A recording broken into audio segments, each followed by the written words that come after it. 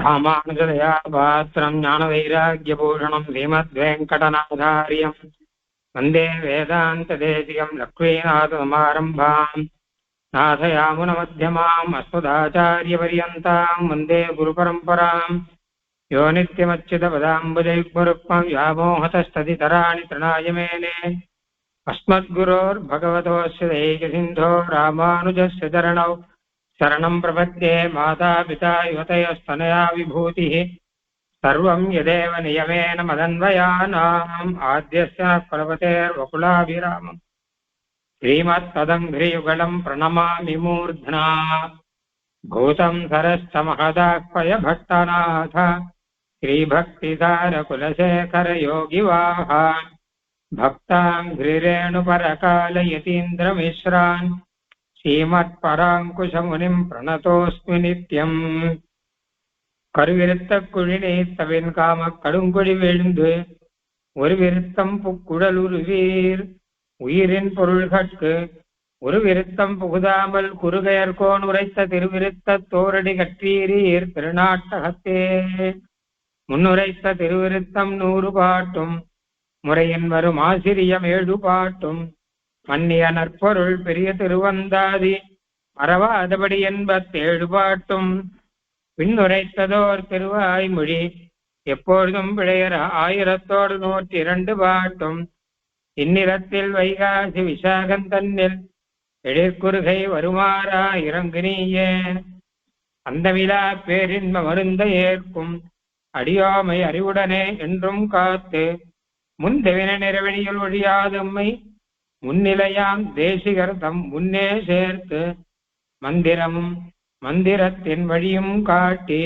வழிப்படுத்தி வானேற்றி அடிமை கொள்ள தந்தையன நின்ற தனித்திருமால் தாளில் தலை வைத்தோம் சடகோபன் அருளினாலே பொய் நின்ற ஞானமும் கொல்லா ஒழுக்கும் அழுக்குடம்பும் நின்ற நீர்மை இனியாமுறாமை உயிரளிப்பான் நின்ற யோனியுமாய் பிறந்தாய் இமையோர் தலைவா மெய் நின்று கேட்டருளாய் அடியேன் செய்யும் விண்ணப்பமே. எம்பெருமானிடம் ஆழ்வார் செய்யக்கூடிய ஆச்சரியமான விண்ணப்பங்களை நாம் பார்த்து கொண்டிருக்கிறோம். திருவிருத்தத்திலே இப்பொழுது இதிலே 20வது பாசுரம் பார்க்க வேணும். சின்மொழியாக இந்த நாயிகை இருக்கிறாள் அப்படின்னு போன பாசுரத்திலே பார்த்தோம். சின்மொழி அப்படின்னா ஸ்தில் மொழி, சில மொழிகளை மட்டும் சொல்பவள்.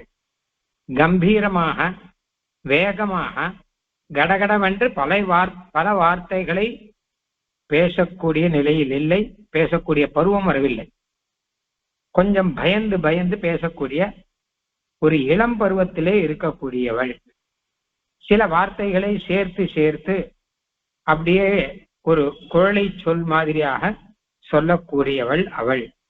அப்படிப்பட்ட அவளுக்கு பழியாய் விளைந்தது என் சின்மொழிக்கே, இந்த ஊர் முழுவ அவருக்கு ஒரு பழியாக ஆயிற்றே இது. அவள் அந்த துன்பம் நீங்கி அவள் வாழ வேண்டும் அப்படின்னு 19வது பாசுரத்திலே சொன்னார். இப்பொழுது 20வது பாசுரம். இன்மொழி நோயோ கழிபெறும் தெய்வம் இந்நோய் இனதென்று இன்மொழி கேட்கும் இளந்தெய்வம் அன்றிது வேலனில் நீ என் மொழி கேள்மின் என் அன்னமீர் உலகேழும் உண்டான் சொன்மொழி மாலையன் தன்னந்துழாய் கொண்டு சூட்டிமினே சின்மொழி நோயோ பெரும் தெய்வம். இது நாயகியினுடைய தோழியானவள் நாயகனுடைய திருத்தாயாரிடம் சொல்லக்கூடிய பாசுரம். அந்த இடத்துல பார்த்தாலே தெரியும் யார் யாரிடம் சொல்லுகிறார். அன்னமீர் அப்படின்னு வருகிறது. என் மொழி கேள்மின் அன்னமீர் அப்படின்னு இப்போ நாயகியினுடைய தோழி சொல்கிறாள் என்று சொன்னால் சரியாக இருக்கும்.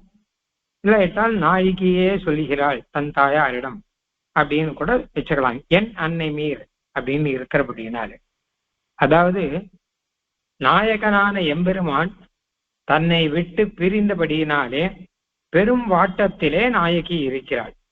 அந்த வாட்டம் மனதளவில் மட்டுமல்லாது உடலளவிலும் பறந்து போய் உடம்பிலும் பல மாற்றங்கள் எல்லாம் உண்டாயின என்பதை முன்னாடியே பார்த்தோம். உடல் தளர்ந்து போய்விட்டது, பசலி படர்ந்து விட்டது.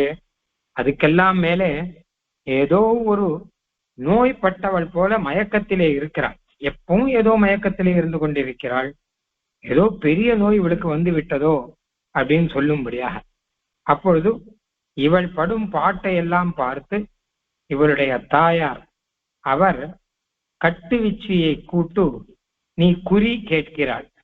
கட்டுவீச்சினா குரத்தி, குறி சொல்பவள். கட்டுவீச்சி கட்டேரின்னு வரும் மடல்ல கூட.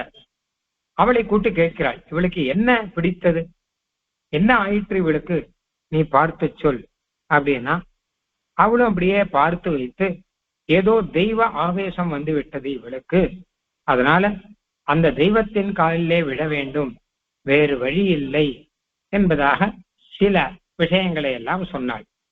ஆவேசம் வந்து விட்டது அப்படின்னு சொல்வார்கள். பூதாவேசம் வந்து விட்டது, தெய்வாவேசம் வந்து விட்டது அப்படிலாம் ஏதோ சொன்னான்.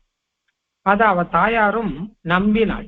ஏன்னா இவளை பார்த்தா அப்படிதான் இருக்கா, ஏதோ ஆவேசம் வந்த மாதிரி இருக்காளே தவிர ஒரு இளம் பெண்ணாக ஓடி ஆடி விளையாடி சந்தோஷமாக அப்படிலாம் இல்லை. எங்கேயோ மூலையில உட்காந்துருக்கா, எங்கேயோ ஆகாசத்தை பார்த்து கொண்டிருக்கிறாள். ஆனா இவருடைய உண்மை நிலை என்ன என்று தெரியாமல் இப்படி கட்டுவீச்சியும் சொன்னாள். தாயாரும் திருத்தாயாரும் அதை கேட்டு, சரி அப்படியானால் என்ன செய்ய வேண்டும், இதற்கு பரிகாரமாக இவள் நோய்க்கு மருந்தாக என்ன செய்ய வேணும் அப்படின்னா உடனே அவள் சொல்ல, அந்த தெய்வத்தின் காலிலே விழ வேண்டும், அந்த தெய்வத்துக்கு படையல் படைக்க வேண்டும் என்பதாக சில விஷயங்கள் எல்லாம் சொல்லி ஆவேசம் ஆடுவார்கள். இப்படி எல்லாம் அப்படின்னு ஆவேசம் ஆடுவார்கள். இவளையும் ஆவேசம் ஆட வைக்க வேணும் அப்படி எல்லாம் இந்த மாதிரி சொல்வார்கள். அப்பொழுது இதை பார்த்து அந்த தோழியோ அல்லது நாயகியோ அவர் சொல்லுகிறாள், சின்மொழி நோயோ கழிபெறும் தெய்வம். இந்த சின்மொழி இருக்காளே, சில பேச்சுகளை பேசுகிறாளே, ஆனா இவளுடைய நோய் பெருந்தெய்வம், நீங்கள் சொல்லும்படியான இளந்தெய்வம் இல்லை.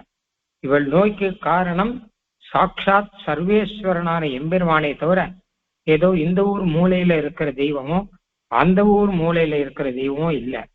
இந்நோய் இனதென்று இன்மொழி கேட்கும் இளந்தெய்வம் என்றது.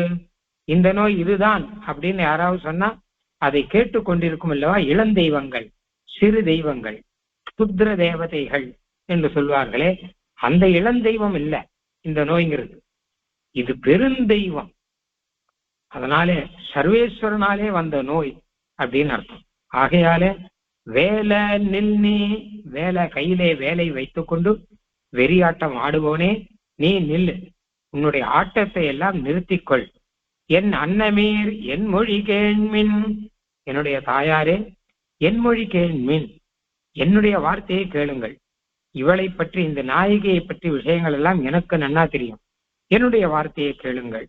உலகேழும் உண்டான் சொன்மொழி மாலையன் தன்னந்துழாய் கொண்டு சூட்டிமீனே. இவருடைய நோய்க்கு பரிகாரமாக செய்ய வேண்டியது உலகேழும் உண்டவனுடைய திருநாமங்களை சொல்லிக்கொண்டு அவனுடைய திரு தன்னந்துழாய் மாலையை இவள் மேலே கொண்டு வந்து உடம்பிலே சூட்டுங்கள், புரட்டுங்கள். அதனாலே இந்த நோய் தீர்மையை தவிர வேற தெய்வாந்தரத்தினாலே பிற தெய்வத்தினாலேயோ அங்கே கொண்டு வந்து ஆடுவதனாலேயோ பாடுவதனாலேயோ இது தீராது. இது சர்வேஸ்வரன் அப்படிங்கிறவனாலே வந்த தெய்வம், அதுவோ கழிபெரும் தெய்வம், மிக மிக பெருந்தெய்வம். ஆகையினாலே வேற எந்த விதத்தினாலும் இவளுடைய நோய் தீராது என்பதாக இவளுடைய தன்மையை அறிந்த தோழியானவள் சொல்லுகிறாள் அப்படின்னு வைத்துக் கொள்ளலாம். அப்போ திருவாய்மொழியிலே தீர்ப்பாரை யாமினி என்கிற ஒரு திருவாய்மொழி 10 பாட்டு இருக்கு. தீர்ப்பார் யாமினி எங்கனம் நாடுதும் அன்னமே, இந்த 10 பாட்டு இதுதான் விஷயம். இந்த 10 பாட்டுல இதே விஷயம் தான் சொல்றார். அவளை வெறி விளக்குதல் அப்படின்னு பெயர். அன்னைமாரை விளக்குகிறார். இப்படி எல்லாம் இவள் நோய் என்னன்னு தெரியாமல் நீங்க பாட்டுக்கு ஏதாவது பண்ணிட்டு இருக்கீங்களே, திசைக்கின்றதே இவள் நோய் இது மிக்க பெருந்தெய்வம். இசைப்பின்றி நீர் அணங்காடும் இளந்தெய்வம் அன்றுது திசைப்பின்றியே சங்கு சக்கரம் என்று இவள் கேட்க நீர் இசைக்கிற்றிராகில் இன்றே பெரும் இது காண்மினே. அங்கேயும் இதே வார்த்தை சாதிக்கிற பாருங்க. இது மிக்க பெருந்தெய்வம்ங்கிற, இளந்தெய்வம் அன்றுது அப்படிங்கிற. இதுல என்ன கேட்டா சங்கு சக்கரம் என்று இவள் கேட்க, அப்ப இவள் சொல்றதெல்லாம் சங்கு சக்கரம் அப்படிதான் சொல்லிட்டு இருக்கா. ஆக நீங்கள் அதை கேளுங்கள், அதுவே இவளுற்ற நோய்க்கும் அது மருந்தாகுமே. அதுவார் தன்னந்துழாய் முடி மாயப்பிரான் கடல் வாழ்த்தினால் அதுவே இவளுற்ற நோய்க்கும் அருமருந்தாகுமே. மாயப்பிரான் கடல் வாழ்த்தினால், எம்பெருமானுடைய திருநாமத்தை சொன்னால் அது ஒரு மருந்தாகும். திருநாமத்தை சொன்று அவனுடைய திருவடி பொடியை பூசினால் அது ஒரு மருந்தாகும். திருநாமத்தை சொல்லி திருத்துழாயை கொண்டு வந்து இவள் உடம்பிலே புரட்டினால், வேப்பலை வீசுற மாதிரி திருத்துழாயை கொண்டு வந்து வீசினால் அது ஒரு மருந்தாகும். அது தவிர வேற எதுவும் நீங்கள் செய்ய வேண்டாம். அங்கோ ஆட்டம் பாட்டம் இதையெல்லாம் நிறுத்தி கொள்ளுங்கள் அப்படின்னு அந்த 10 பாட்டுல அழகாக வரும். போர்ப்பாகு தான் செய்து அன்று ஐவரை வெல்வித்த மாயப்போர் தேர்ப்பாக நாற்கு இவள் சிந்தை துழாய் திசைக்கின்றதே. ஏன்னா பெருந்தெய்வம் போர் பாகு தான் செய்து ஒரு பாகனாக இருந்து மாயப்போர் செய்தவர்கள்.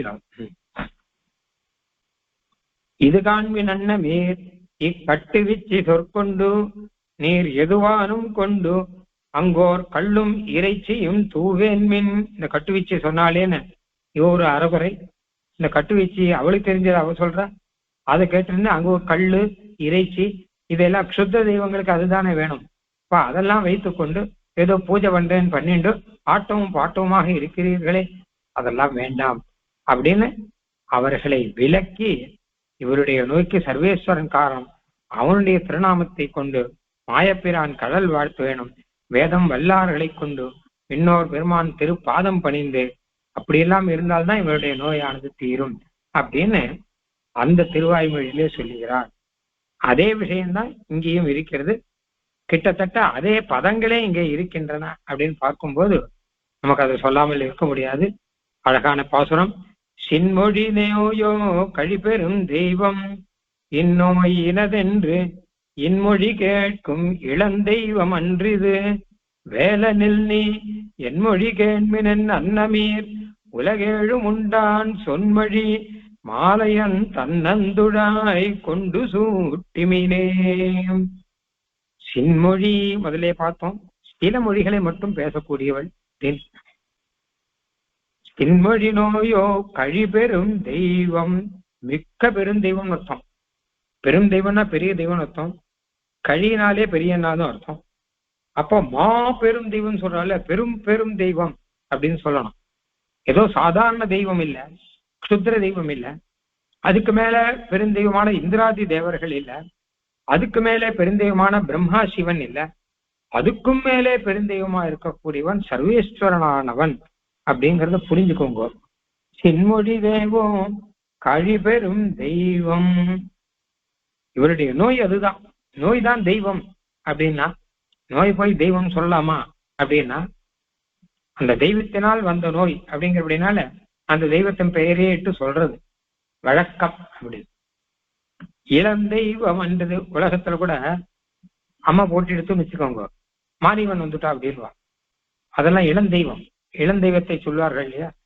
இப்போ அம்மனா என்ன விழுக்கு அப்படின்னா அம்மன் அப்படின்வா, அதுதான் அம்மன் சொல்றான். அம்மன்கிறதா அம்மன் ஆச்சு. அப்போ அம்மா போட்டு அம்மன் வந்திருக்கு அப்படின்னு சொல்லுவாங்க. அந்த தெய்வத்தையும் அந்த நோயையும் ஒன்றாக சொல்வது அப்படின்னு ஒரு வழக்கம் இருக்கு. அந்த ரீதியில இவருடைய நோய் கழுப்பெரும் தெய்வம். இந்நோய் இனதென்று இன்மொழி கேட்கும் இளந்தெய்வம் அன்றுது. இந்த நோய் இப்படிப்பட்டது அப்படின்னா வரையறுத்து சொல்ல முடியாது. இதெல்லாம் இது என்ன நோய், யாருடைய ஆவேசம் அப்படிங்கிற மொழியெல்லாம் இளந்தெய்வம் கேட்கும். யார் வந்திருக்கா சொல்லு அப்படின்னா நான் தாண்டா வந்திருக்கேன்னு ஆடும். இப்படிலாம் அந்த மாதிரியான நோய் இல்லை, அதெல்லாம் இளந்தெய்வத்துக்கு. இந்நோய் இது என்ன நோய்னு சொல்ல முடியாது. எப்படி எம்பெருமானை நாம் அவனுடைய பெருமைகளை சொல்ல முடியாதோ அந்த மாதிரி இந்த நோயினுடைய பெருமையும் சொல்ல முடியாது. நான் அப்படிப்பட்ட நோய் இது. இந்த நோயை கொண்டாடணும். உண்மையில பார்த்தா சில நோயெல்லாம் வந்துருச்சுன்னா கொண்டாடணுமா? எல்லாம் பொதுவா நோயின்னு வந்தா அது கொண்டாட முடியாது, அதை பாராட்ட முடியாது, அதை சீராட்ட முடியாது. எப்போ அது தொலையும் அப்படின்னு தான் காத்துட்டு இருக்கணும். ஆனால் இந்த மாதிரி நோய் வந்ததுன்னா அது கொண்டாடணும், எல்லாருக்கும் விழுந்து விழுந்து சேவிக்கணும். ஏன்னா எம்பெருமான பத்தியே நினைப்புல உலகத்தை எல்லாம் மறந்து எங்கேயோ ஆகாசத்தை பார்த்து கொண்டு மண்ணை இறந்து துழாவி வாமணன் மண் இதுவென்னும் விண்ணை தொழுது அவன் மேவு வைகுந்தம் என்று கை காட்டும் அப்படின்லாம் சொல்லிட்டு மண்ணை துழாவி விண்ணை பார்த்து அப்படின்னு, இதெல்லாம் எம்பெருமான் இவளை படுத்துகிற பாடு அப்படின்னு கொள்ளும். இது மற்ற பேருக்கு, சம்சாரத்திலே இருப்பவர்களுக்கு, போகபரர்களாக இருப்பவர்கள்லாம் இது வருவதற்கே வாய்ப்பில்லை. சில பேருக்கு பைத்தியம் பிடிச்சிரும் அப்படின்வா, பெருமாளிய பைத்தியம் அப்படின்னா பேய் பிடிச்சிருத்தோம் அப்படின்வா. குலசேகரர் சொன்ன மாதிரி இருக்கட்டுமே, எம்பெருமான் தான் என்ன பிடிச்சிருக்கான். அப்போ கிருஷ்ணா, அதாவது என்ன கேட்டான்னா கிருஷ்ணன் பிடிச்சிருக்கான், கருப்பு பிடிச்சிருக்குங்கிறாள். கிருஷ்ணன்னா கருப்புன்னு அர்த்தம். கருப்பு பிடிச்சிருத்து அப்படிங்கிற மாதிரியாக கிருஷ்ணன் என்ன பிடிச்சிருக்கான். கிருஷ்ண கிரக கிரகீதாத்மா அப்படின்னு ஒரு பாகவதத்தை, கிருஷ்ண கிரகன் பெயர். அப்படின்னா கருப்பு கிரகம், கருப்பு காற்று கருப்புன்னு சொல்றா இல்லையா, அந்த மாதிரியான ஒரு தெய்வம். அது பிடிச்சுன்னு வச்சுக்கோங்க, உடனே பேய் பிடிச்ச மாதிரி ஆடுவாளாம். அந்த மாதிரிதான் இவரும் கிருஷ்ண கிரக ரெண்டு அர்த்தத்தை சொல்ற. கிருஷ்ண கிரகனா கருப்பு கிரகம்னு ஒரு அர்த்தம், இன்னொன்னு கிருஷ்ணனே பிடிச்சிருக்கான் அப்படின்னு அர்த்தம். இப்ப அந்த மாதிரி சமயத்துல சில பேர் பைத்தியமா இருந்தாலும் இருந்துட்டு போட்டோமே அப்படின்னு எல்லா லோகத்துல இருக்கெல்லாம் பைத்தியம் தான் சொல்லுவா. ஆனா விண்ணோர்கள் எல்லாம் நித்திய சூரியன் எல்லாம் கொண்டாடுவார்கள், பாகவதர்கள் எல்லாம் கொண்டாடுவார்கள். ஆஹா, அப்படிப்பட்ட நோய் இது. இது இந்நோய் இனதென்று, இந்த நோய் இப்படிப்பட்டது அப்படின்லாம் சொல்ல முடியாது. இது எல்லாருக்கும் வரதா என்ன? என்ன இன்ஜெக்ஷன் பண்ணி போகுமா? இல்ல ஆட்டம் பாட்டத்தினாலே தீருமா? இது சர்வேஸ்வரன் சங்கல்பிச்சாலே ஒழிய தீராது. இது இந்நோய் இனதென்று இன்மொழி கேட்கும். அந்த தெய்வங்கள்லாம் இன்மொழி கேட்கும். இல்மொழின்னா இல்லாத மொழின்னு அர்த்தம். சின்மொழி மாதிரி, சில் மொழி அப்படின்னா சில மொழின்னு அர்த்தம். சில்லுன்னு மொழின்னு கூட அர்த்தம் உண்டு. உத்தம சுவாமி அப்படியே அர்த்தம் சாதிச்சிருக்கேன். சில் என்று இருக்கக்கூடிய மொழி, கடும் மொழியெல்லாம் சொல்ல தெரியாது அப்படின்னு அர்த்தம். இங்கே இல் மொழி அப்படின்னா இல்லாத வார்த்தைகள் எல்லாம். அந்த தெய்வங்களை ஸ்தோத்திரம் பண்ணணும்னா ஸ்தோத்திரம் பண்ணாதான் போகும் இந்த வியாதி. அதனால அதை ஸ்தோத்திரம் பண்ணணும். ஸ்தோத்திரம் பண்ணணும்னா அதனுடைய பெருமைகள்லாம் என்ன இருக்கோ அதை சொல்ல முடியாது, ஏன்னா சொல்லும்படியான பெருமை கிடையாது. அப்போ இல்லாதெல்லாம் சிலதெல்லாம் கேட்கணும். ஐயோ, நீதான், உனக்கு இருக்கிற பெருமை என்ன? உலகமே உனக்கு அடிமைப்பட்டதாயிற்று, உன்னை தவிர இந்த வியாதியை யாராலே போக்கடிக்க முடியும், இப்படி எல்லாம் சொல்லணும். அங்க இன்மொழி கேட்கும் இளம் தெய்வம், சின்ன க்ஷுத்ர தேவதைகள் எல்லாம் அதை கேட்டுன்னு இருக்கும். அப்படிதான் சொல்ல முடியும் அப்படின்னு. ஏன்னா காணனும் உறுப்புலார் செவிக்கிலாத கீர்த்தியார் அப்படின்னு, கீர்த்தி அப்படி ஒண்ணு பெரிய கீர்த்தி ஒண்ணு இருக்காதே. அப்ப இந்த மாதிரி இல்லாத வார்த்தைகள்லாம் சொல்லி ஸ்தோத்திரம் பண்ணி அந்த இளம் தெய்வத்தை திருப்தி பண்ணி வச்சு அதன் மூலமாக வியாதியை தீர்க்கணுமோ இல்லையோ, அப்படிப்பட்ட வியாதி இல்லை. சின்ன வியாதியானது அப்படி தீர்க்கலாம். இது இளந்தெய்வம் அன்றுது, என் மொழி கேட்கும் இளந்தெய்வம் அன்றுது. வேலனில் நீ, வேலன்னு ஒருத்தன் கையில வேல் வச்சுட்டு ஆடின்னு இருக்கிறவன், அவனை பார்த்து அவன் ஆட ஆரம்பிச்சுட்டான். அப்படி உடுக்கையில அடிக்க உடனே அவன் வேகமா ஆட ஆரம்பிச்சுட்டானா, அப்போ அவனை பார்த்து சொல்றார், வேலை நில், நீ ஸ்டாப் அப்படின்ட்டான். நில்லு, எங்க வந்த இங்க? இது என்ன பறவை காந்திகள் இருக்கிற இடத்துல நீ ஆட்டம் போடுறியா? இந்த இடத்துல எம்பெருமான் சர்வேஸ்வரன் இருக்கிற இடத்துல உனக்கு என்ன காரியம் இங்க? வேலை நில் நீ அப்படின்னு அவனை பத்தி சொல்ல உடனே பட்டு நின்றுட்டான். பட்டு நின்று தெரிஞ்சு போச்சு, விஷயம் தெரிஞ்சு போச்சு. அவனும் ஆவேசம் வந்தான். ஆனா கூட எம்பெருமான் சர்வேஸ்வரன் அப்படின்னு உடனே நின்றுட்டான். அப்புறம் என் மொழி கேள்மின் என் அன்னை வீர், என் மொழியை நான் சொல்றதை கேளுங்கோ.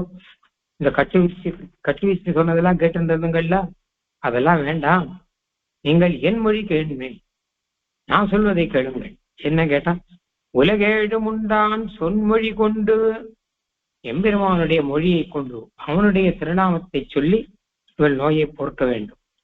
அவன் உலகேழும் உண்டான், அப்படின்னு. லோகம் மொத்தத்தையும் உண்டவன் அப்படின்னு சொன்னது, சர்வலோகத்துக்கும் சுவாமியாய் இருக்கிறவன், அற்புத சக்தி உடையவன், அற்புதமான காருண்யம் உடையவன். உலகை உண்டான்னு சொல்லும்போது ரெண்டையும் சொல்றான். ஒண்ணு நல்ல சக்தி, லோகத்துல மொத்தத்தையும் சம்மாரம் பண்ணி திருவயிற்றில் வச்சிருக்கிறோம்னா அப்படிப்பட்ட அபார சக்தி. ரெண்டாவது என்ன கேட்டா காருண்யம். என்ன கேட்டா அதெல்லாம் பத்திரமா திருவயிற்றில் வச்சு அதுக்கப்புறம் சிருஷ்டிக்கிறான்.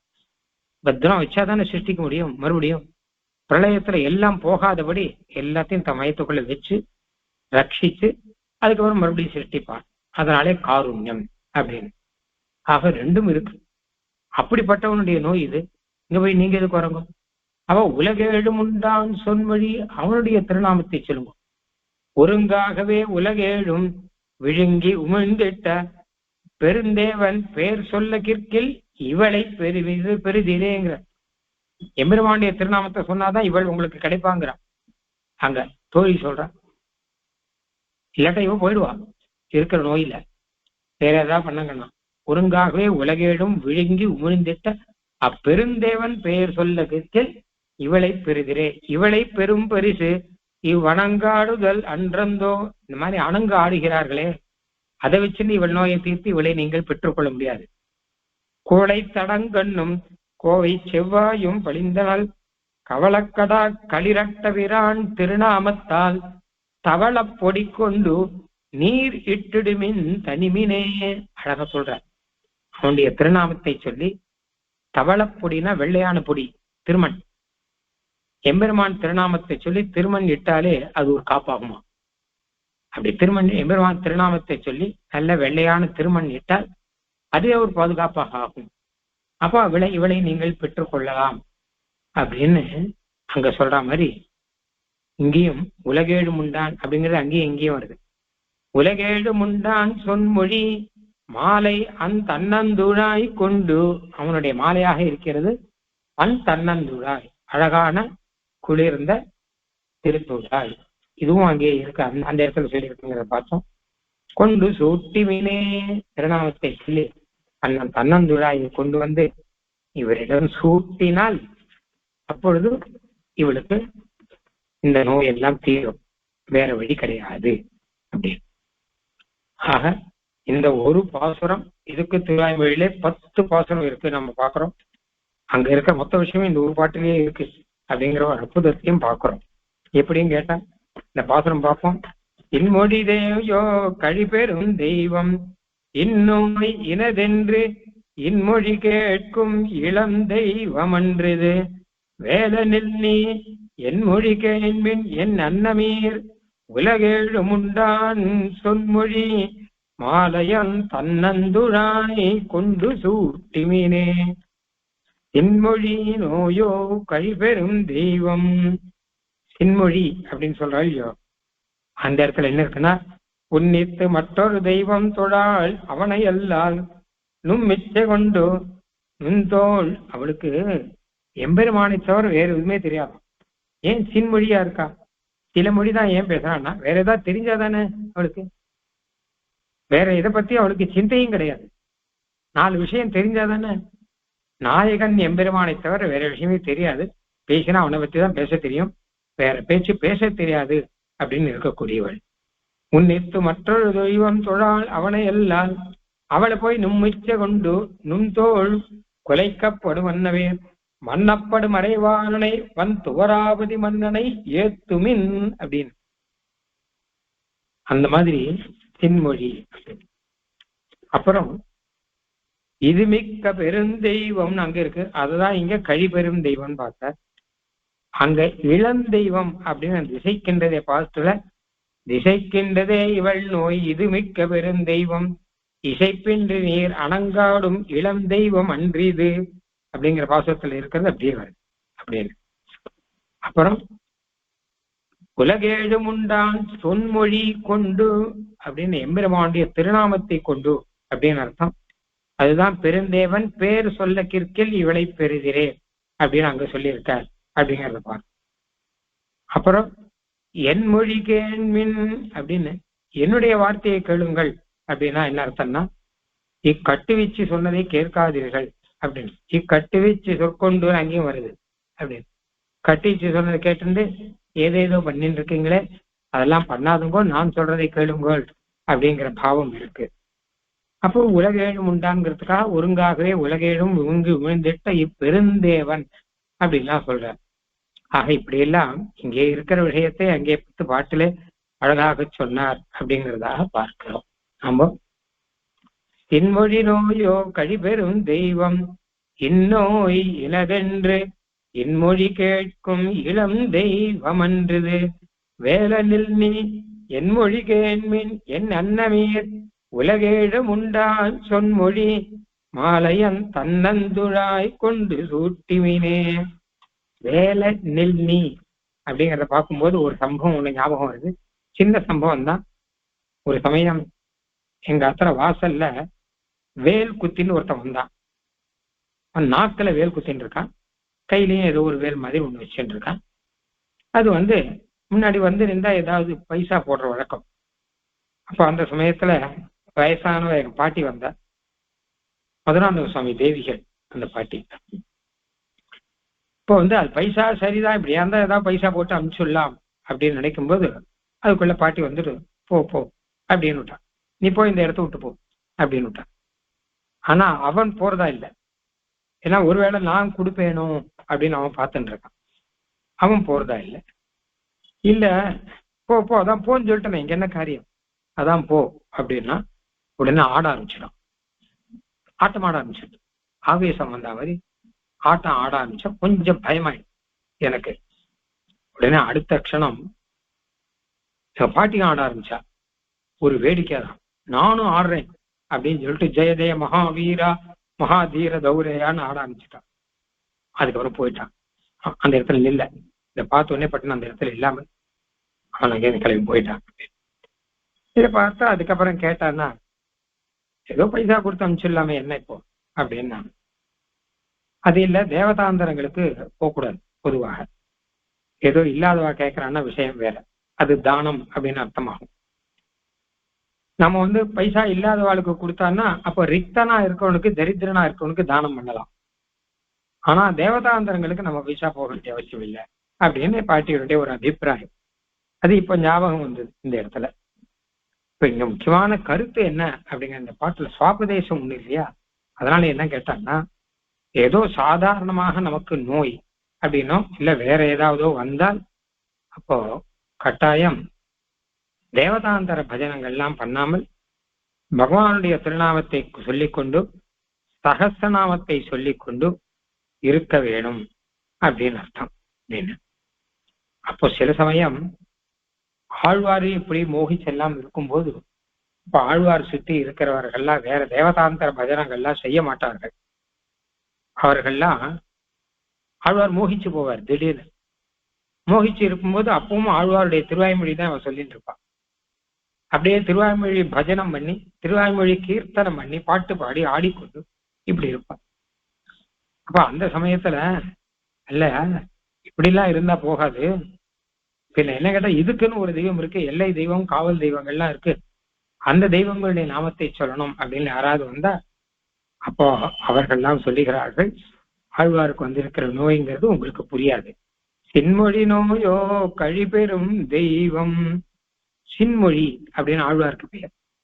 ஏன்னு கேட்டா அங்க எப்படியானா வேதம் மொத்தத்திலையும் சொன்ன அர்த்தத்தை சில வார்த்தைகள் சொல்லிட்டாரு ஆழ்வார். அது மட்டும் இல்லாமல் எல்லாருடைய க்ஷேமத்துக்காகவும் ஒரு 4 பிரபந்தம் மாத்திரம் பண்ணி 4 வேதத்தினுடைய சாரத்தை கொண்டு வந்து வைத்தார்னா இவரை என்னன்னு சொல்றது? சின்மொழி தேவோ நோயோ, இவருடைய நோய் என்ன கேட்டா எம்பெருமானையும் அனுபவிக்கணும் அப்படிங்கிறபடினால வந்த நோய் இது. இந்நோய் இனதென்று இன்மொழி கேட்கும் இளந்தெய்வம் அன்றது. நீங்க நினைக்கிற மாதிரி இளந்தெய்வங்கள்லாம் இல்லை. மற்ற தெய்வங்களை பத்தி பேசவாலாம், அவளுக்கெல்லாம் உங்க மொழியெல்லாம் சொல்லணும். இது அப்படி கிடையாது அப்படின்ட்டு. அதனால வேலனில் நீ என் மொழி கேண்மின் என் அன்னமீர் உலகேழும் உண்டான் சொன்மொழி மாலையன் தன்னந்துழாயை கொண்டு சூட்டிமினே. இது தவிர லௌகிகமாகவே நமக்கு ஏதாவது நோய் வந்தா கூட எம்பெருமானிடம் போய் போக்கிக் கொள்ள வேணுமே தவிர வேற கிடையாது. வேற தெய்வத்துக்கிட்டே போகக்கூடாது. லௌகிகம் இல்லாமல் எம்பெருமான் மூலமாகவே ஏதாவது நோய் வந்தால் அப்போது கேட்கவே வேண்டாம், எம்பெருமானிடம் தான் பேச வேண்டும். அப்படி ஒரு நோய் வந்தால் அது கொண்டாடும்படி இருக்கும் என்பதாகவும் அர்த்தம். சூட்டு நன்மாலைகள் தூயன வேந்தி விண்ணோர்கள் நன்னீராட்டி அந்தூபம் தரா நிற்கவே அங்கு ஓர் மாயையினால் ஈட்டிய வெண்ணை தொடு உண்ண போந்து இமில் ஏற்றுவன் கூன் கோட்டிடை ஆடினை கூத்து அடலாயர்தம் கும்பினுக்கே. சில்மொழி மாதிரி அழகான மொழி ஆழ்வாருடைய பாசனம். இப்போ முன்னாடியே பார்த்தோம் இல்லையா, தொல்மொழி தன்னந்துழாய் கொண்டு உத்தமூர் ஒரு விஷயம் எழுதியிருக்க, அழகான விஷயம். தொல்மொழி அப்படிங்கிறது உள் மருந்து, துழா என்பது பூசு மருந்து அப்படின்னு. மருந்துல 2 விதம் ஒரு கொள்ளியும், உள்ளுக்குள்ள போட்டுக்கிறதுக்கு டேப்லெட் எல்லாம் கொடுக்குறா, சில சமயம் வெளியில ஆயின்மெண்ட் இல்ல பூச்சி மருந்து எல்லாம் கொடுக்குறா. 2 விதமாயும் இருக்கும் இல்லையோ. அந்த மாதிரி இவளுக்கு 2 விதமான மருந்து இருக்கான். எம்பெருமானுடைய சொன்மொழிங்கிறது உள்ளுக்குள்ள மனசுக்குள்ள போய் அது இவரை குளிர்விக்கும். தன்னந்துழாய் அப்படிங்கிறது பூசர மருந்து அப்படின்னு ஆச்சரியமாக சொல்ற. இப்போ இந்த பாட்டு சூட்டுனன் மாலைகள் பாட்டு மிகவும் பிரசித்தமான பாசுரம். கண்ணனை பற்றி அழகாக கண்ணனுடைய வைபவத்தை சொல்லக்கூடிய பாசுரம் இது. இந்த பாசுரத்துல ஒரு விசேஷம் என்ன கேட்டா, ஆழ்வார் தாமான நிலையிலே அருளி செய்தார் அப்படின்னு வியாக்கியானங்கள்ல சொல்றாங்க. அதாவது முதல் பாட்டு ஆனப்புறம் 2வது பாட்டுல இருந்து நாயிகா பாவத்துல இத்தனை பாசுரம் 20 பாசுரம் வரைக்கும் பார்த்திருக்கோம்.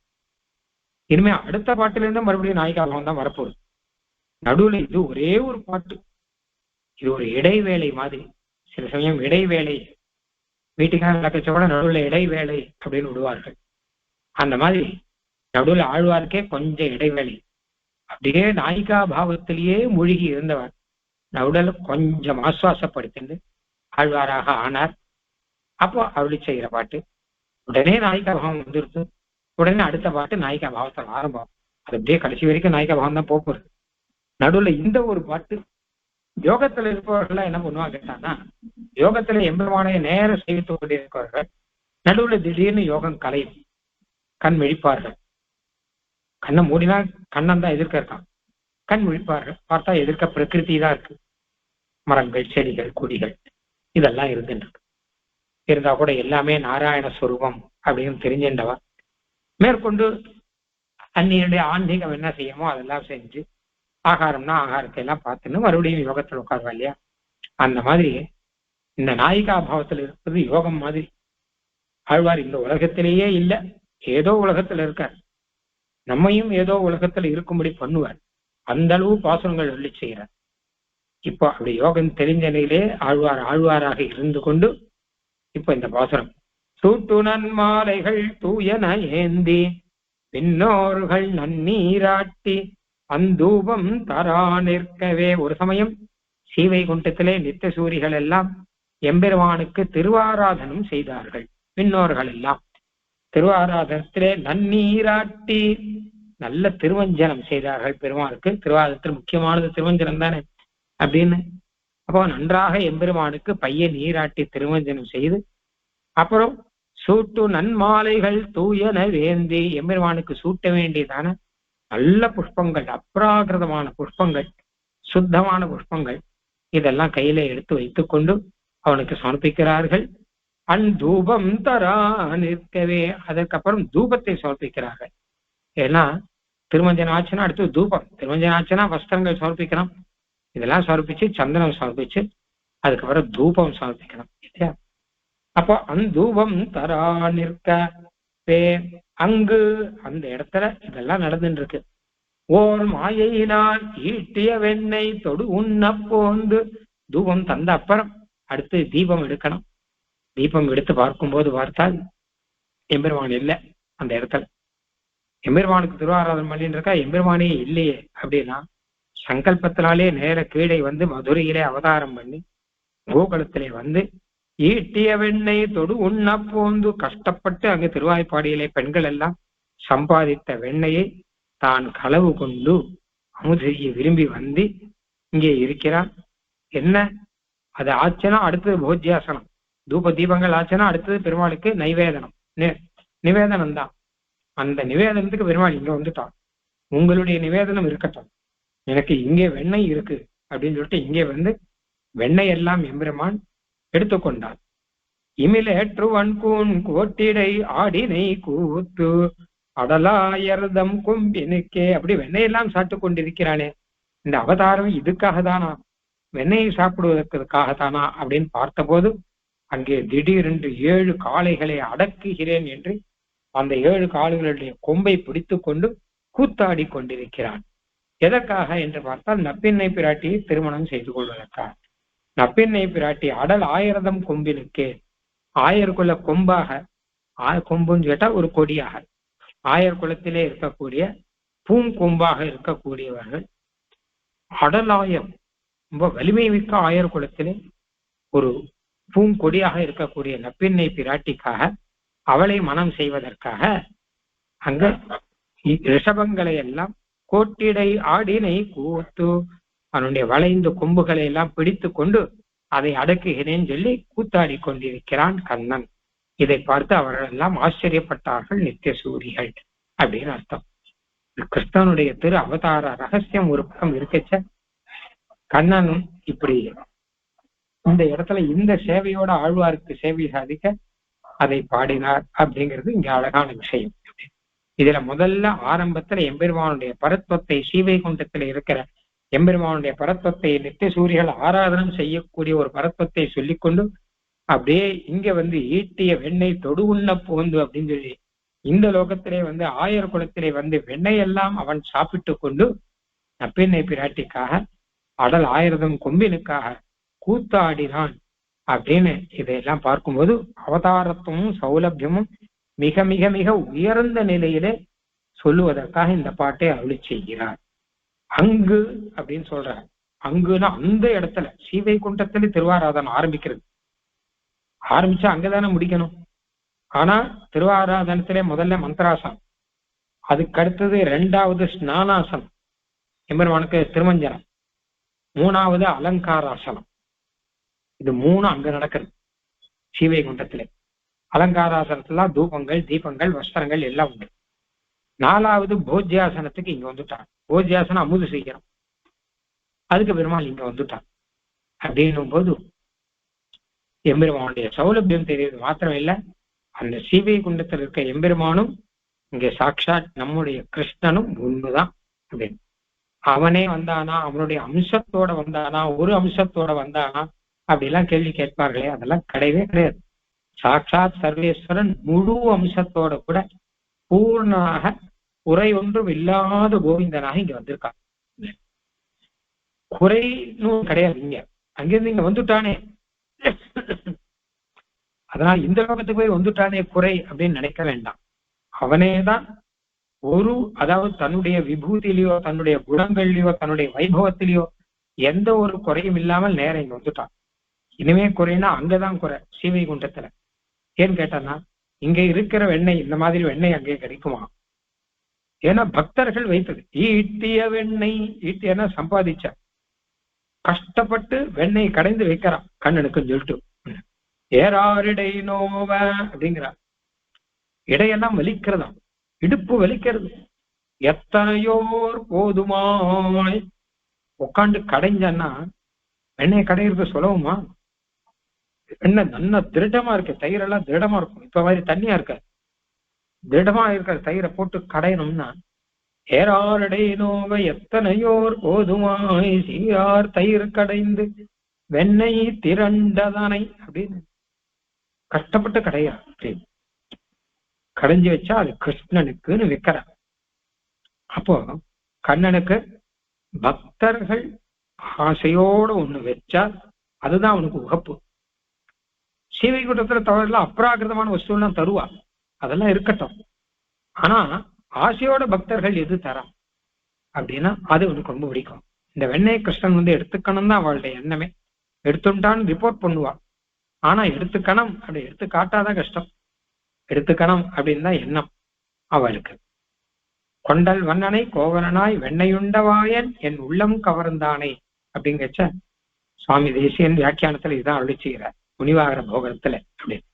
ஸ்ரீவைகுண்டத்திலே பெருமாள் இங்க அவதாரம் பண்ணது அங்க வெண்ணெய் கிடைக்கலங்கிறதுனாலயா? இல்லையே. பின்ன என்ன கேட்டா, அன்பர்கள் அன்புடன் வைத்த வெண்ணெய் தான் எம்பெருமானுக்கு பரம உத்தேசியம், அவனுக்கு பரம போக்கியமாக ஆயிற்று அப்படின்னு. இதை இழப்பதற்கு மனமில்லை அவனுக்கு. அப்படி இதை விட்டுட்டு அதை சாப்பிடறதுக்கு மனசு இல்லை. இத்தனை ஆசையோட ஒருத்தர் வெண்ணெய் கொடுக்கச்ச இதை விட்டுட்டு அதை சாப்பிடறதுக்கு மனசு இல்லை. ஆசையோட எது கொடுக்கறாலும் அதுதானே முக்கியம். அவன் ஆசையோட கொடுக்கலையா அப்படின்னா அது நித்தியம்தான் அவன் ஆசையோடு கொடுக்குறான். ஆனா இவாள் அப்படி கிடையாது. பாவம் கஷ்டப்பட்டு பிராகிருதமா இருச்சு, கஷ்டப்பட்டு கடைஞ்சு ஆசையோட கண்ணனுக்குன்னு வச்சிருக்கா இவாள்லாம். அதனால அந்த பாவத்தை பார்க்கிற பாவ கிராகி ஜனார்தனா அப்படிங்கிறபடினால அந்த பாவத்தை பார்த்து அடியார்கள் அன்புடன் எதை சமர்ப்பிக்கிறார்களோ அதை ஏற்றுக்கொள்வார். அவ்வளவுதான். மற்றபடி பெருசா எதுவும் வேண்டாம்.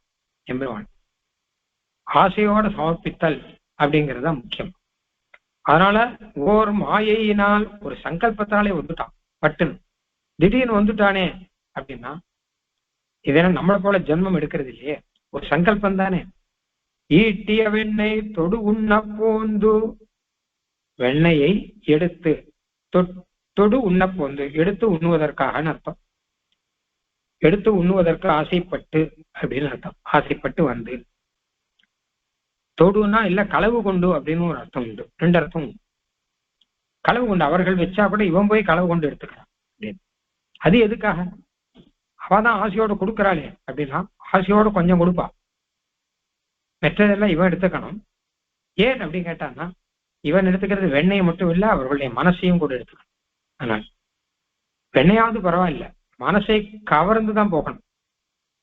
மனசை யாராவது நேரம் கொடுப்பாள பெருமாளுக்கு? பெருமாளே வந்து கவர்ந்து கொண்டாதான் உண்டு. கண்ணனே வந்து என் உள்ளம் கவர்ந்தானை அப்படி உள்ளத்தை கவர்ந்து கொள்கிறார். அப்போ வெண்ணைய கொஞ்சமா கண்ணனுக்கு ஆசையோடு எடுத்து வச்சா அந்த கொஞ்சத்தை அப்படியே வாங்கிட்டு அதுக்கப்புறம் அவளுக்கு தெரியாம மொத்தத்தையும் எடுத்துட்டுருவான் இல்லையா? அந்த மாதிரி நம்ம உள்ளத்துல கொஞ்சமா பெருமாளுக்கு கொஞ்சம் ஒரு மனசுல கொஞ்சமா இடம் கொடுத்து கண்ணான்னு மனசால் நினைச்சோன்னா உடனே மொத்த மனசையும் எப்படி எடுத்துக்கணுங்கிறது அவனுக்கு தெரியும். அதுதான் என் உள்ளம் கவர்ந்தானை அப்படிங்கிறது. அந்த மாதிரி ஈட்டிய வெண்ணெய் தொடு உண்ண பூந்து, அதுக்காக இங்கே வந்து அப்படின்னு அர்த்தம். சூட்டு நன்மாலைகள் தூயன நேந்தி, அங்கெல்லாம் ஸ்ரீவைகுண்டத்தில் நல்ல மாலை, சூட்டு நன்மாலை, எம்பெருமானுடைய அப்ராகிருதமான திருமையனுக்கு ஏற்ற மாதிரியான அப்ராகிருதமான புஷ்பங்கள். அங்க இங்க மாதிரியா? இங்கெல்லாம் நாம பிராகிருதமான புஷ்பங்கள் தானே கொண்டு வரோம், அங்க அப்படி இல்லையே. எம்பெருமானுக்கே உரிய புஷ்ப மாலைகள், தூயன வேந்தி சுத்தமான மாலை. இங்க கூட எம்பெருமானுக்கு சூட்டுனன் சாஸ்திரத்துல சொல்லியிருக்கா எதெல்லாம் சூட்டுனன் மாலை, எது சூட்டக்கூடாத மாலைன்னு. பெருமாளுக்கே நல்ல வாசனையா இருக்கக்கூடிய மாலைகள் தான் சமர்ப்பிக்கணும். ஒரு வாசனையுமே இல்லாமல் நிறைய புஷ்பங்கள்லாம் இருக்கு, அதெல்லாம் கொண்டு வந்த மாலையெல்லாம் சமர்ப்பிக்க கூடாது. சில பேர் காகித பூ பிளாஸ்டிக் பூலாம் போட்டுருவா, அப்படிலாம் போடக்கூடாது. நல்ல புஷ்பம், அசுத்தம் இல்லாது தூயன வேந்தி, தூமலர் தூவி தொழுதுன்னு சொன்ன மாதிரி சுத்தமானதா இருக்கணும். பூச்சி அரிச்சது, நாள் சந்தையில கீழ் விழுந்தது, கால் பட்டது, இந்த மாதிரி புஷ்பங்கள்லாம் கொண்டு வரக்கூடாது. நல்ல புஷ்பங்கள், சுத்தமான புஷ்பங்கள், கையை அலம்பிட்டு சுத்தமா இருந்துட்டு அந்த புஷ்பங்களை எல்லாம் அழகா எடுத்து எம்பெருமானுடைய பெயரை சொல்லி கொண்டு வந்து சமர்ப்பிச்சா எத்தனை விசேஷம் அப்படின்னு. ஸ்ரீவைகுண்டத்தில் நன்னாதான் செய்வா. இத அவளுக்கு சொல்லி தரணுமா என்ன? சூட்டுனன் மாலைகள் தூயன வேந்தி விண்ணோர்கள் நன்னீராட்டி, அது மாதிரி நீராட்டுதல் சொல்லும் போது கூட நன்னீராட்டி அப்படிங்கிறான். நல்ல நீர், சுத்தமான நீரும் சுத்தமானது அப்படின்னு. அதுலயும் நிறைய பொடி எல்லாம் சேர்த்து என்னென்ன சேர்க்கணும் எல்லாத்தையும் சேர்த்து யசோதை பிராட்டி குளிப்பாட்டுறா இல்லையா? அந்த மாதிரி யசோதை பிராட்டி குளிப்பாட்டுச்சு நல்ல கடா நீர் அப்படிங்கிறா. பெரிய கடால நீர் எடுத்து வச்சு யசோதை பிராட்டி கண்ணனுக்கு குளிப்பாட்டுறா அப்படின்னு வரும். அந்த மாதிரி நல்ல மஞ்சள் எல்லாம் சேர்த்து வச்சு கண்ணா குளிப்பாட்டுவாளாம் அப்படின்னு. இளம் மஞ்சள் எல்லாம் தேய்ச்சி கண்ணனை குளிப்பாட்டுறா அப்படின்னு. அதிக உஷ்ணமாகவும் இருக்கக்கூடாது, அதிக ஜில்லுன்னு இருக்கக்கூடாது. அதை கையால தொட்டு பார்த்து அப்புறம் வந்து அதை கொண்டு வந்து குழந்தைக்கு குளிப்பாட்டுவோம். அந்த மாதிரியாக நன்னீராட்டி, நன்னாக நீராட்டின்னு நூறு அர்த்தம். அன்தூபம், அழகான தூபம். அடுத்து தூபத்துக்கு ஒண்ணு, அதாவது எல்லாமே மாலைனா நன்மாலை, நீராட்டினா நன்னீராட்டி, தூபம்னா அன்தூபம், அழகான தூபம். இதை பத்தி எல்லாம் தேசியம் எழுதியிருக்கார். தூபத்துல தூபம் தீபங்கள்லாம் எப்படி எழுதணும் இருக்கணும்லாம் எழுதியிருக்காரு அந்த ஸ்ரீ பாஞ்சராத்திர ரக்ஷால. தூபம் அப்படின்னா அழகாக அந்த தணல் கொண்டு வந்து அதுல வாசனை வரும்படியான திரவியங்கள் சேர்க்கணும். சில கண்ணாபனான்னு இருக்கும், கடையில போனா என்னென்னமோ கிடைக்கும், அதுல சிலதெல்லாம் கலப்படமா இருக்கும். அப்படியெல்லாம் இல்லாம நல்ல வாசனை வரக்கூடிய திரவியமா பார்த்து சம்பாதிச்சு அந்த தூபத்தை தரணும். அது மாதிரி தீபம் அப்படின்னா பெருமாளுக்கு அந்த ஆராதனத்தை சமர்ப்பிக்கிற தீபங்கிறது நெய் தீபமா இருந்தாதான் விசேஷம் அப்படிங்கிறான். விளக்கேத்துறது எப்படி வேணா இருக்கட்டும், அந்த தீபத்தை நெய் தீபம் தான் ஏற்றுவான் பொதுவாக. அதுவும் பசு நெய் தீபமாக ஏற்றுவார்கள். அந்தீபம் அந்தூபம் அப்படின்னு அந்தூபம் தரா நிற்கவே அதை தந்து கொண்டிருந்தார்கள். அப்போ அங்கு ஓர் மாயையினால், பெருமாள் ஒரு மாயையினாலே அவதாரம் பண்ணான். மாயானா சங்கல்பம்னு அர்த்தம். ஏன்னா பெருமாள் அவதாரங்கள்லாம் மாயினாலே வந்தது, பொய்யானதுன்னு சில பேர் சொல்லுவாங்க. அந்த அர்த்தம் இல்லை இங்க. ஏன்னா மாயானா சங்கல்பங்கிற அர்த்தம். அத சம்பவாமி ஆத்ம மாயையான கிருஷ்ணன் பகவத்கீதையில சொல்றான். நான் என்னுடைய மாயினாலே சம்பவிக்கிறேன், அவதாரம் பண்றேன். அதை வச்சுதான் சொல்றாரு இங்க. கண்ணனே சொன்ன வார்த்தை, என்னுடைய சங்கல்பத்தினாலே நான் அவதாரம் பண்றேன் அப்படின்னு சொல்லியிருக்கான். ஈட்டிய வெண்ணை தொடு உண்ண பூந்து அப்படின்னு பார்த்தோம் முன்னாடியே. இமில் ஏற்றுவன் கூன் கோட்டிலை ஆடி நீ கூத்து. சரி, வெண்ணைக்காக தான் வந்தான்னு பார்த்தான்னா வெண்ணைக்காக வரல, அப்புறம் தான் பார்த்தா தெரியுது. அடலாது இறந்தம் கொம்பினுக்கே, நல்ல பலம் உள்ளவர்கள் ஆயர்கள், அவர்கள் குலத்திலே வந்த ஒரு வஞ்சி கொம்பு போல இருக்கக்கூடியவர் நப்பின்னை பிராட்டி. அவருடைய தகப்பனார் கும்பர், அவர் 7 காளைகளை அடக்குபவருக்கு என் பெண்ணை விவாகம் செய்து கொடுக்கிறேன்னு சொல்லச்ச உடனே கண்ணன் லீலையாகவே அந்த 7 காளைகளை அடக்குகிறான். ஏன்னா அந்த 7 காளையை அடக்கிறான்னா வேர்த்து விறுவிறுத்து அடக்கிறான் இல்லை, என்னென்ன கோட்டிடை ஆடி நெய் கூத்தாடின்னு இருக்கான் அப்படின்னு வேடிக்கையா கூத்தாடுறான். காளையினுடைய 2 கொம்பையும் பிடிச்சிக்கிறான். 7 காளைக்கு ஏற்ற மாதிரி 7 ரூபம் எடுத்துட்டான். அந்த காளையினுடைய 2 கொம்பையும் பிடிச்சிட்டு அந்த கொம்பு நடுவுல கோட்டு இடை, 2 கொம்புக்கும் நடுவுல கிருஷ்ணன் நிற்கிறான். அப்படி 2 கொம்பையும் பிடிச்சு கொம்புக்கு நடுவில் நின்று கூத்தாடின்னு இருக்கான். அந்த மாடும் தலையாட்டின்னு இருக்கு. ஒண்ணும் பண்ண முடியல. அதுக்கு காளைக்கு இருக்கக்கூடிய பலம் இருக்கோ தூக்கி அடிச்சிரும். அது அசுராவேசம் இருக்கிற அந்த காளை வேற. ஆனால் கண்ணனும் அனாயாசமாக அதை கொம்பை பிடிச்சு அமுக்கி கொண்டு விளையாட்டாக லீலையாக கூத்தாடி கொண்டிருக்கிறான் அப்படின்னா, அப்போ இமில் ஏற்றுவன் கூன் கோட்டிடை ஆடினை கூத்து. இமில் ஏறு, மாட்டுக்கு இருக்கக்கூடிய இமில் இருக்கும் இல்ல, அதெல்லாம் அது நன்னா இருக்கக்கூடிய ஏறுனா எருதுகள் அர்த்தம். வண்ணா வலிய, கூன்னா வளைந்திருக்கிற, கோட்டுனா கொம்பு நன்னா திருடமா இருக்கு, வளைஞ்சிருக்கு. கொம்புனால முட்டி குயிச்சிடும், தூக்கி அடிச்சிடும். அப்படிலாம் பார்த்துருக்கோம் இல்லையோ, காட்டு மிருகங்கள்லாம் அப்படி இருக்கு, காட்டு எருமையெல்லாம் ஒன்றும் இல்லை அந்த மாதிரி. ஆனா அதுல பிடிச்சு இவன் கூத்தாடி கொண்டு இருக்கிறான். கோட்டிடை ஆடினை கூத்து அடலாயர்தம் கொம்பினுக்கே. எதுக்காக இப்படி எல்லாம் பண்றான் அப்படின்னு பார்த்தோம்னா, கடைசியில் நப்பினை பிராட்டியை விவாகம் பண்ணிக்கிறான் அப்படின்னு சொன்னபடினால இன்னும் எல்லாரும் வேடிக்கை பார்க்கற. அவரும் சொல்லிட்டார் கும்பரும், நான் உன்னால முடியாத காரியங்கிறது கிடையாது, எனக்கு நன்னா தெரியும் உன்னை பத்தி, உன்னை தவிர வேற யாரும் இவளை கேட்க கூடாதுங்கிறதுக்கு தான் இப்படி சொல்லிட்டேன் நான். 7 காளைகளை அடக்குங்கோ அப்படின்னா சரிதான்ட்டு போயிட்டான். அவெல்லாம் உன்னை தவிர வேற யாராலும் முடியாது. அதுக்காக தான் ஜனகர் வில்லை வைத்த மாதிரியாக நான் இந்த காளைகளை வச்சிருக்கேன், 7 ரிஷபங்களை வச்சிருக்கேன். யாருக்கிட்ட வரக்கூடாது இந்த பெண் கிட்ட. ஏன்னா இவளும் உன் நினைவாவே இருக்காளா, வேற யாரும் இவகிட்ட பெண் கிட்ட வரக்கூடாது. இந்த காளையை பார்த்தோன்னே ஓடி போயிடணும் அவெல்லாம். ஆகையினாலதான் இப்படி வச்சிருக்கேன், ஆகையினாலே உனக்கு தான் சொல்லிட்டா அப்படின்னா நப்பினை பிராட்டியை விவாகம் செய்து கொண்டான். நப்பினை பிராட்டிக்காகவே பிறந்து அவளுக்காகவே வளர்ந்து அவளையே விவாகம் செய்து கொண்டான் அப்படின்னு இருக்கு. ஏழ்விடை அடங்கச் செற்ற அறுபதமுரலும் கூந்தல் காரணம் ஏழ்விடை அடங்கச் செற்றனை ஆழ்வார்கள்லாம் பல இடங்கள்ல இந்த வைபவங்களை சொல்லியிருக்காங்க. இந்த வைபவத்தை இதெல்லாம் ஹரிவம்சம் முதலான இடத்துல சொல்லியிருக்கிற அழகான வைபவம் அப்படின்னு. அப்படியாக கண்ணன் அவருடைய ஒரு வைபவம், நான் முதல்ல சொன்னேன் இல்லையா, யோகத்திலிருந்து கலைந்த நிலையிலே கூட எம்பெருமானை தான் நினைப்பான் அவள். யோகத்துல யோகம்னா என்ன கேட்டா ஒரு இடத்துல உட்காந்து பண்றது. அந்த சமயத்துல எம்பெருமானை தவிர வேற நினைவு இருக்காது. யோகத்தை கலைஞ்சாச்சுன்னா அதுக்கப்புறம் கண்ணால எல்லாத்தையும் பார்க்கலாம், எல்லாரோடையும் பேசலாம், நடக்கலாம், சாப்பிடலாம், குளிக்கலாம், அனுஷ்டானம் பண்ணலாம், எல்லாம் பண்ணலாம். அந்த சமயத்திலே கஷ்ட நினைவு தான் இருக்கணும், வேற நினைவுலாம் இருக்கக்கூடாது அப்படின்னு அடிக்கடி சொல்லியிருக்கேன்.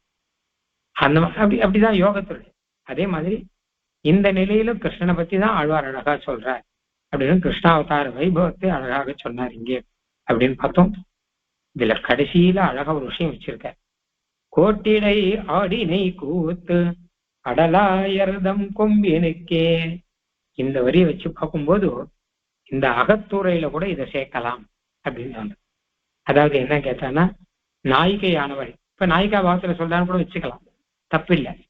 அப்படி ஒரு சின்ன விஷயம் இருக்கு. நாயிகையானவள் அந்த நாயகனை பார்த்து சொல்றார். நாயிகைக்கு கொஞ்சம் இந்த மாதிரி உடம்புனாலே ஒரு உன்மத்தமான நிலை, தன்னையே மறந்த நிலையெல்லாம் இருந்தது. அதெல்லாம் முடிஞ்சு நாயகன் பற்றி தெரிஞ்சு போச்சு. அப்ப அந்த நாயகனை நினைத்து பாடுறா. சூட்டனன் மாலைகள் தூயன வேந்தி அப்படின்னு பாடி, நீ ஈட்டியவனே தொடு உண்ண போந்து இவிலேற்றுவன்கூன் கோட்டிடை ஆடினை கூத்து அடல் ஆயிரந்தம் கொம்பினுக்கேன்னு ஒரு நப்பெண்ணை பிராட்டின்னு ஒரு பெண்ணுக்காக அங்கிருந்து இங்க அவதாரம் பண்ணி 7 காளைகளை அடக்கினாயே, எனக்காக என்ன பண்ண போகிறார் அப்படின்னு அர்த்தம். இதுல அந்த உள்ளர்த்தத்தை உள்ளே வைத்துக் கொள்கிறார். ஏன்னா உள்ளர்த்தத்தை வெளியில சொன்னா நடக்க இல்லையா. அதனால இது அகத்துறையில இது ஒரு விஷயம் இருக்கும், இப்படி எல்லாம் சொல்றது உண்டு அப்படின்னு. ஆக நாயகியே சொல்லுகிறாள். தாமா நாயகி அந்த தன்னுடைய அந்த பாவங்கள் எல்லாம் நோயெல்லாம் கொஞ்சம் விட்ட நிலையிலே நாயகனுடைய பழைய வைபவத்தை அருளி செய்து அதே மாதிரியான ஒரு அனுகிரகத்தை எனக்கு அவன் செய்யலாமே, ஏன் செய்யக்கூடாது அப்படிங்கிற எண்ணத்திலே அவனை கேட்கிற மாதிரி. இல்லாட்டா நாயகனுடைய தோழி சொல்லுகிறாள், நீ இந்த மாதிரி கூட்டிடை ஆடினை கூத்தாச்சே, உன்னுடைய வைபவம் தெரியுமே, அப்படி இருக்கச்சே இந்த நாயகியை நீ விட்டு வைக்கலாமா? இவளுக்கு என்ன உபாயமோ அந்த உபாயத்தை கை கொண்டு, வியாஜம் உபாயம் இல்லை வியாஜம், ஏதோ ஒரு வியாஜத்தை கை கொண்டு இவளை நீ ஏற்றுக்கொள்ள வேண்டாமா அப்படின்னு ஒரு அர்த்தம், உள்ளர்த்தம் இருக்கிறபடினாலே அகத்துறைக்கும் சேரும்படியாக இதை அருளி செய்கிறார். இந்த பாசுரத்தை திருமஞ்சன சமயத்திலே சேவிக்கிற வழக்கம். ஏன்னா நீராட்டி முதலானதெல்லாம் இருக்கிறபடினாலே. சூட்டுனன் மாலைகள் தூயன வேந்தி பின்னோர்கள் நன்னீராட்டி அந்தூபம் தரா நிற்கவே அங்கு ஓர் மாயினால் ஈட்டிய வெண்ணை தொடு உண்ண போந்து இமிலேற்றுவன்கூன் கோட்டிடை ஆடினை கூத்து கடலாயர்தம் கொம்பினுக்கே. ஆழ்வார் எம்பெருமானார் தேசிகன் திருவடிகளே சரணம்.